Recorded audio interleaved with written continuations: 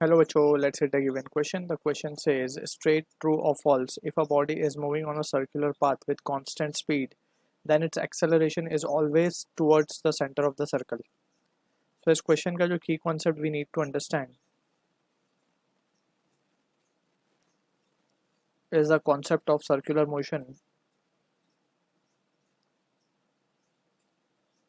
So circular motion की जब हम बात करते हैं, basically any particle which is moving in a curved path, उसको हम कहते हैं circular motion. So for us, we can consider a body. Let's say this is the body which is moving in a circular path.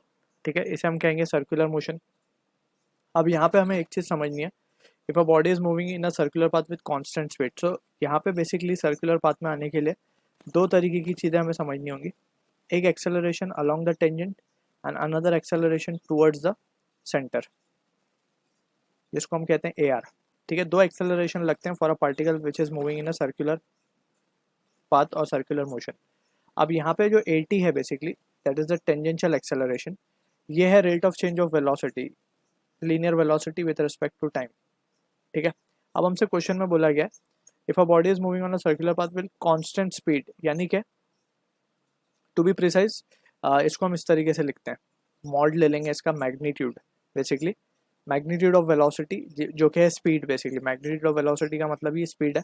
ठीक है, तो यहाँ पे इसकी अगर हम बात करें, मॉड ले लें अगर हम इसका, क्योंकि वेक्टर क्वांटिटी है, इसके ऊपर हम एक बार जैसा सिंबल लगा रहे हैं just to represent it as a vector quantity. अब यहाँ पे अगर हम देखें तो क्योंकि ये कांस्टेंट स्पीड है, ठीक है ना, तो डेल्टा भी चेंज नहीं होगा, यानी कि जीरो हो जाएगा. Constant speed means speed is not changing, और डेल्टा का सिंबल यहाँ पे क्या रिप्रेजेंट करता है, डेल्टा का symbol represent change. So change जब जीरो है तो एक्सेलरेशन भी जीरो हो जाएगा. So A T will be zero. अब ए टी जीरो है तो सिर्फ एक ही एक्सेलरेशन बच रहा है, ए आर, जो कि सेंटर की तरफ एक्ट कर रहा है.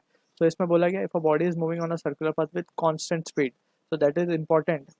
कांस्टेंट स्पीड पे अगर चलेगी बात, या पार्टिकल कांस्टेंट स्पीड से मूव करेगा, so we can say A T will be zero, जैसे हमने प्रूफ किया ऊपर. और अगर ए टी जीरो है तो सिर्फ एक ही एक्सेलरेशन एक्ट करेगा, that is A R, towards the centre, towards centre. ठीक है, so this is from this discussion we can say जो गिवन स्टेटमेंट है वो ट्रू है. So this is the answer for the question. I hope you understood the solution. All the best.